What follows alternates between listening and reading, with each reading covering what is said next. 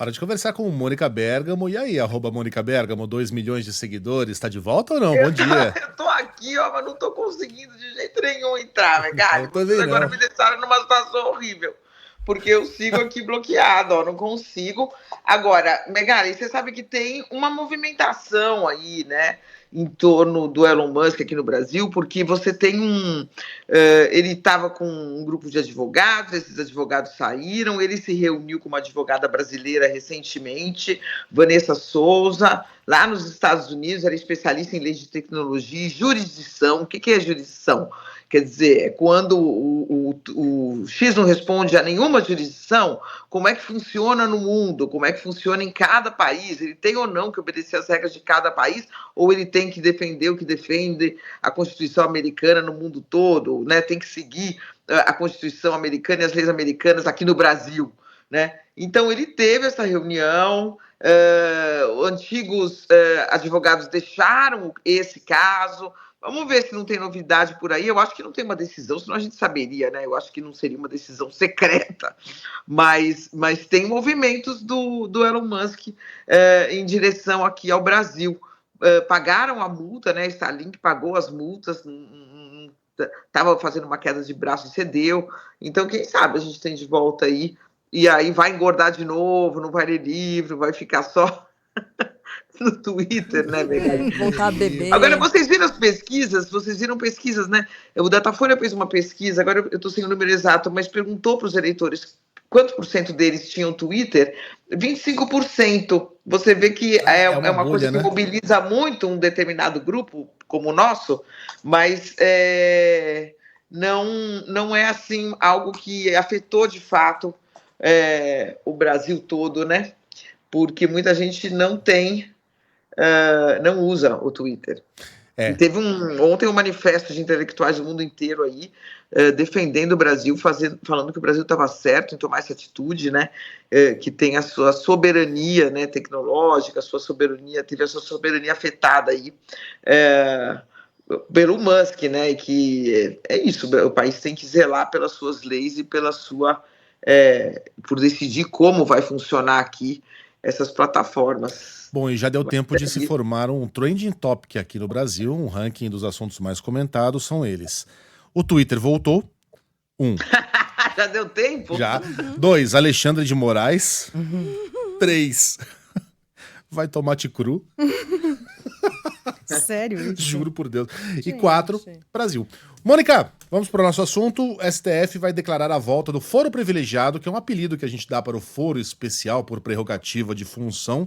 Eu não sei, eu posso só ler um trechinho aqui, Megali? Não sei se isso atrapalha, porque eu estava vendo aqui esses intelectuais que eles lançaram uma carta aberta falando que o Brasil estava certo, mas tem um trecho que fala aqui, olha, que essa disputa do Brasil com o Elon Musk não é uma disputa do Brasil com o Elon Musk apenas, mas é o mais recente exemplo de um esforço mais amplo para restringir a capacidade de nações soberanas de definir uma agenda de desenvolvimento digital livre do controle de megacorporações sediadas nos Estados Unidos. Então é um ponto interessante que eu só queria, para a gente finalizar essa brincadeira aqui que a gente estava falando sobre o Twitter, mas de como, qual é o pano de fundo dessa disputa, né?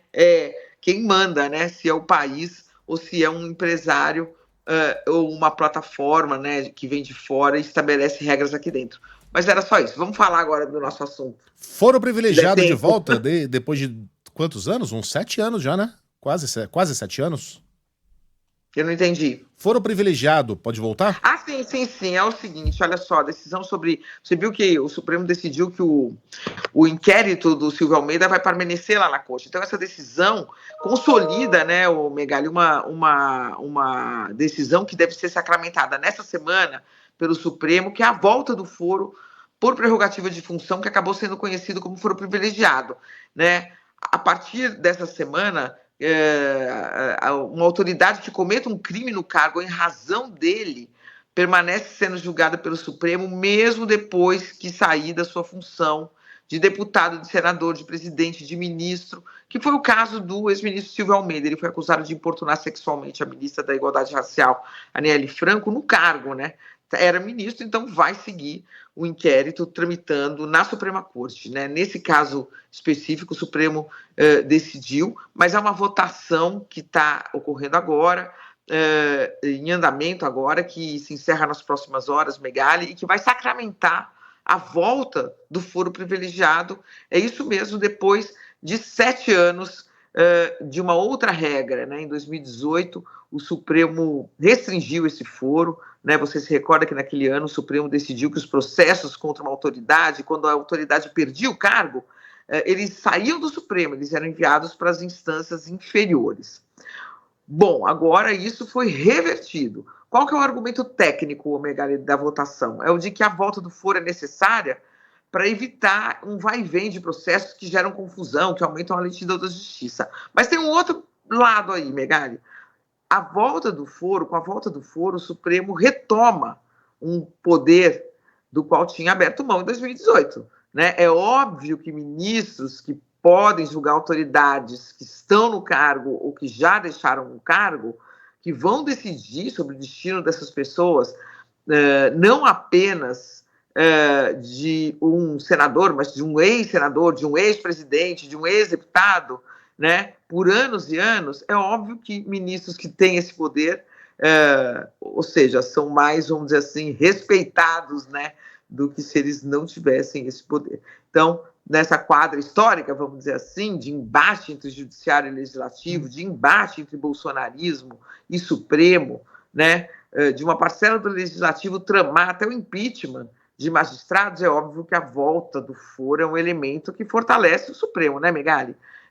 Lembrando, por exemplo, que um outro processo notório de autoridade que vai permanecer lá é o do ex-presidente Jair Bolsonaro. O Bolsonaro sempre reclamou, né, disso, falou, eu já não estou mais no cargo, por que que meus processos ficam com o Alexandre de Moraes, se a regra diz que eles deveriam ir para a primeira instância? Bom, a regra diz, mas a partir dessa semana a regra, nós vamos falar, a regra dizia, porque essa regra está sendo mudada, e vai sacramentar, então, Bolsonaro fica no Supremo, Silvio Almeida fica no Supremo, todo mundo que no cargo cometeu um crime será julgado pelo Supremo. Então, é o Supremo retomando uma parcela aí de poder da qual tinha aberto mão em 2018, né, Gary? Tem essa leitura que a gente pode dar, não apenas técnica, mas política. O Supremo retomando aí esse poder de decidir o destino de quem comete crime no cargo. E como é curioso, né? O zeitgeist daquela época, o espírito do tempo, era de que foro privilegiado era sinônimo de impunidade, né?